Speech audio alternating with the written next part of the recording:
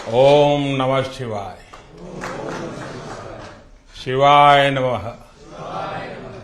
हर हर महादेव।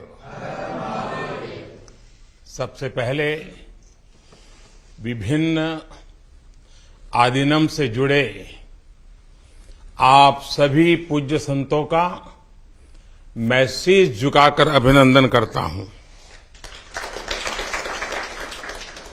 आज मेरे निवास स्थान पर आपके चरण पड़े हैं। ये मेरे लिए बहुत सौभाग्य की बात है। ये भगवान शिव की कृपा है जिसकी वजह से मुझे एक साथ आप सभी शिव भक्तों के दर्शन करने का मौका मिला है। मुझे इस बात की भी बहुत खुशी है कि कल नए संसद भवन के लोकार्पण के समय आप सभी वहां साक्षात आकर के आशीर्वाद देने वाले हैं। पूज्य संतगण, हम सभी जानते हैं कि हमारे स्वतंत्रता संग्राम में तमिलनाडु की कितनी महत्वपूर्ण भूमिका रही है। वीर मंगई वेलु नाचियार से लेकर मर्द भाइयों तक, सुब्रमण्यम भारती से लेकर नेताजी सुभाष चंद्र बोस के साथ जुड़ने वाले अनेकों तमिल लोगों तक हर युग में तमिलनाडु भारतीय राष्ट्रवाद का गढ़ रहा है। तमिल लोगों के दिल में हमेशा से मां भारती की सेवा की, भारत के कल्याण की भावना रही है। बावजूद इसके ये बहुत दुर्भाग्यपूर्ण है कि भारत की आजादी में तमिल लोगों के योगदान को वो महत्व नहीं दिया गया जो दिया जाना चाहिए था।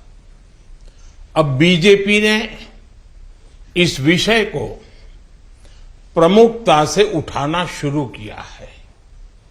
अब देश के लोगों को भी पता चल रहा है कि महान तमिल परंपरा और राष्ट्रभक्ति के प्रतीक तमिलनाडु के साथ क्या व्यवहार हुआ था।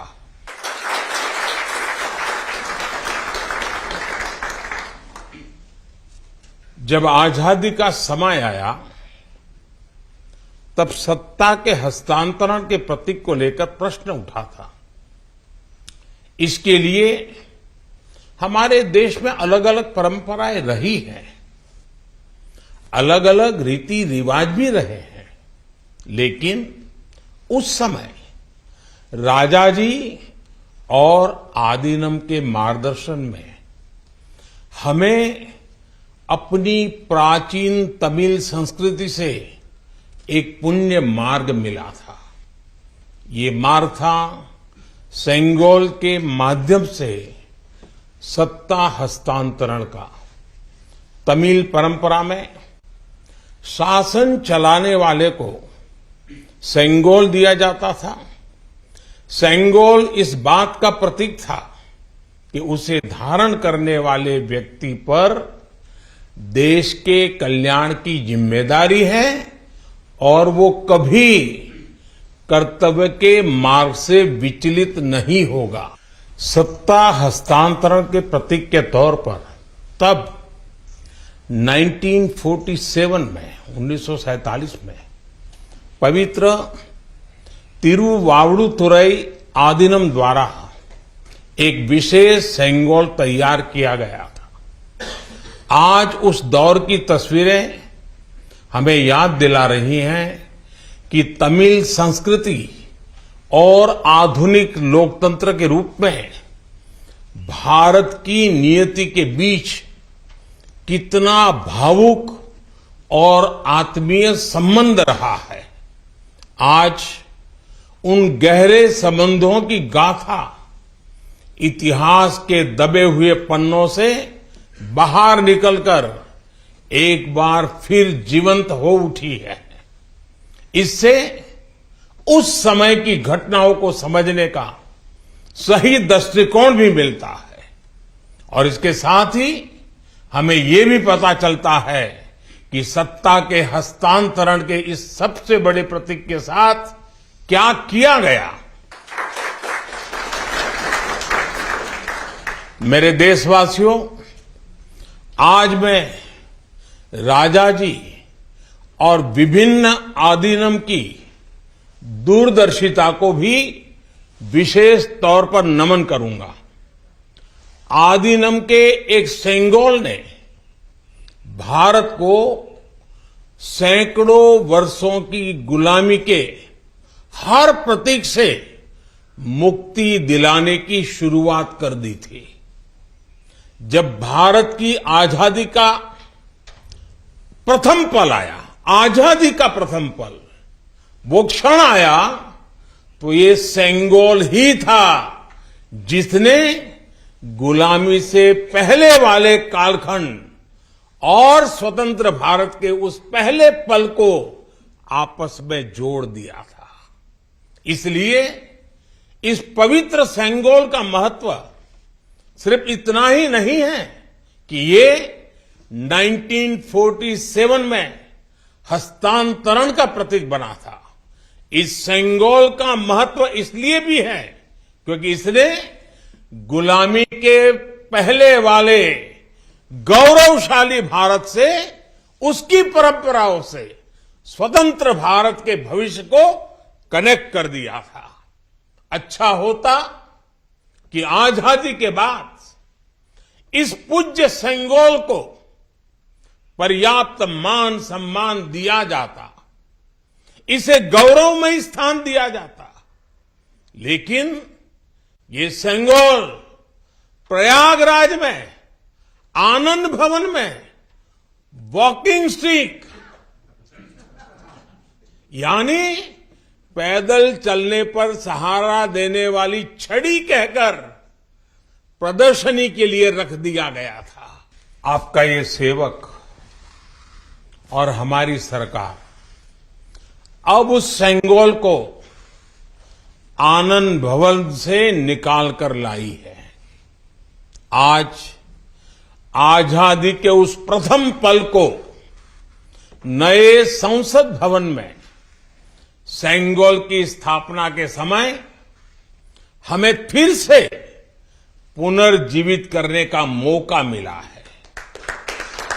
लोकतंत्र के मंदिर में आज सेंगोल को उसका उचित स्थान मिल रहा है। मुझे खुशी है कि अब भारत की महान परंपरा के प्रतीक उसी सेंगोल को नए संसद भवन में स्थापित किया जाएगा। ये सेंगोल इस बात की याद दिलाता रहेगा कि हमें कर्तव्य पथ पर चलना है, जनता जनार्दन के प्रति जवाबदेह बने रहना है। पूज्य संतगण, आदीनम की महान प्रेरक परंपरा साक्षात सात्विक ऊर्जा का प्रतीक है। आप सभी संत शैव परंपरा के अनुयायी हैं। आपके दर्शन में जो एक भारत श्रेष्ठ भारत की भावना है, वो स्वयं भारत की एकता और अखंडता का प्रतिबिंब है। आपके कई आदीनम के नामों में ही इसकी झलक मिल जाती है। आपके कुछ आदीनम के नाम में कैलाश का उल्लेख है। ये पवित्र पर्वत तमिलनाडु से बहुत दूर हिमालय में है, फिर भी ये आपके हृदय के करीब है। शैव सिद्धांत के प्रसिद्ध संतों में से एक तिरुमूलर के बारे में कहा जाता है कि वो कैलाश पर्वत से शिव भक्ति का प्रसार करने के लिए तमिलनाडु आए थे। आज भी उनकी रचना तिरुमंदिरम के श्लोकों का पाठ भगवान शिव की स्मृति में किया जाता है। अपर, समंदर, सुंदरर और माणिका वासगर जैसे कई महान संतों ने उज्जैन, केदारनाथ और गौरीकुंड का उल्लेख किया है। जनता जनार्दन के आशीर्वाद से आज मैं महादेव की नगरी काशी का सांसद हूं, तो आपको काशी की भी बात बताऊंगा। धर्मपुरम आदीनम के स्वामी कुमार गुरुपरा तमिलनाडु से काशी गए थे। उन्होंने बनारस के केदार घाट पर केदारेश्वर मंदिर की स्थापना की थी। तमिलनाडु के तिरुपन्नदारु में काशी मठ का नाम भी काशी पर रखा गया। इस मठ के बारे में एक दिलचस्प जानकारी भी मुझे पता चली है। कहा जाता है कि तिरुपन्नदारु का काशी मठ तीर्थ यात्रियों को बैंकिंग सेवाएं उपलब्ध कराता था। कोई तीर्थ यात्री तमिलनाडु के काशी मठ में पैसे जमा करने के बाद काशी में प्रमाण पत्र दिखाकर वो पैसे निकाल सकता था। इस तरह शैव सिद्धांत के अनुयायियों ने सिर्फ शिव भक्ति का प्रसार ही नहीं किया, बल्कि हमें एक दूसरे के करीब लाने का कार्य भी किया। पूज्य संतगण, सैकड़ों वर्षों की गुलामी के बाद भी तमिलनाडु की संस्कृति आज भी जीवंत और समृद्ध है, तो इसमें आदीनम जैसी महान और दिव्य परंपरा की भी बड़ी भूमिका है। इस परंपरा को जीवित रखने का दायित्व संत जनों ने तो निभाया ही है, साथ ही इसका श्रेय पीड़ित, शोषित, वंचित सभी को जाता है कि उन्होंने इसकी रक्षा की, उसे आगे बढ़ाया। राष्ट्र के लिए योगदान के मामले में आपकी सभी संस्थाओं का इतिहास बहुत गौरवशाली रहा है। अब उस अतीत को आगे बढ़ाने, उससे प्रेरित होने और आने वाली पीढ़ियों के लिए काम करने का समय है। पूज्य संतगण, देश ने अगले 25 वर्षों के लिए कुछ लक्ष्य तय किए हैं। हमारा लक्ष्य है कि आजादी के 100 साल पूरे होने तक एक मजबूत, आत्मनिर्भर और समावेशी विकसित भारत का निर्माण हो। 1947 में 1947 में आपकी महत्वपूर्ण भूमिका से कोटि कोटि देशवासी पुनः परिचित हुए हैं। आज जब देश 2047 के बड़े लक्ष्यों को लेकर आगे बढ़ रहा है, तब आपकी भूमिका और महत्वपूर्ण हो गई है।